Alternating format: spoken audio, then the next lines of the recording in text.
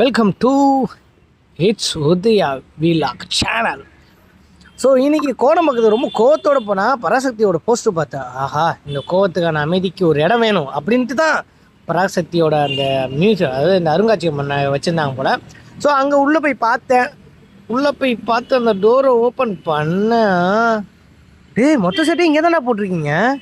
ஆடா பாவி ஓலா, அந்த டிக்கெட்டு கவுண்டரை பார்த்தேன். அப்புறம் அந்த உள்ள ரயில்வே ஸ்டேஷனோட தீ பரவட்டும், அது தமிழோட தீ பரவட்டுங்கிற ஒரு வாசகம் வந்து அது எப்படி இருக்குது தெரியுமா?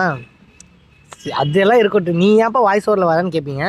ஸோ மைக் எடுத்துகிட்டு போகலாம், அதனால தான் நான் இதில் வந்தேன். ஸோ உள்ளே போனோடனே அந்த டயத்தில் அந்த புரட்சியில் போராட்டத்துக்கு பண்ணவங்க எல்லாரோட இது போட்டிருந்தாங்க. ஸோ அப்படியே அந்த ரயில்வே ஸ்டேஷன், அந்த ட்ரெயின் உள்ளே எல்லாம் எப்படி இருக்கும், அந்த காலத்தில் எப்படிலாம் இருந்திருக்கும், இப்போ இல்லை மாதிரி பாக்கு போடுறது அந்த மாதிரி சொல்லலை. ஸோ ரயில்வே ஸ்டேஷன்லாம் எப்படி இருக்குங்கிறத நான் அப்போ தான் பார்த்தேன். பழைய ரயில்வே ஸ்டேஷன் உள்ள ஓல்டு ஃபோட்டோஸ்லாம் வச்சுருந்தாங்க. ஸோ எல்லாத்தையும் நான் பார்த்தேன்.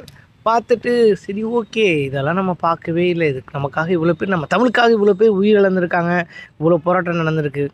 ஸோ நம்ம தமிழில் பேசுகிறதுக்கு யோசிக்கிறோம்.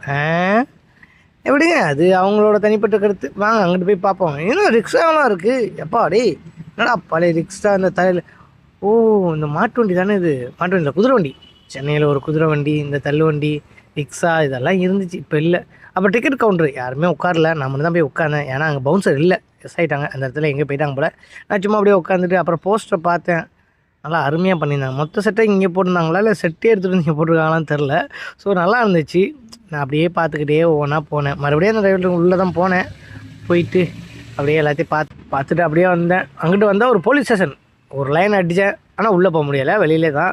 பவுன்சர் இங்கெல்லாம் நிற்கக்கூடாதுன்ட்டார். அங்கிட்டு வந்து நம்ம வெயில் சைக்கிள் டடன் டடன் அந்த மாதிரி காலிங் மேலே வச்சு ஒரு திருவினேன். மறுபடியும் ஒரு பவுன்சர் வந்து, தம்பி இதெல்லாம் பண்ணக்கூடாதுப்பா, அடுத்து போய் பார்ப்பானே. அப்புறம் கோலிஸோட அந்த அம்பாஸ்டர் காரு, சொப்பான சுந்தரியை இப்போ யார் வச்சுருக்கா, அந்த அம்பாஸ்டர் காருங்க.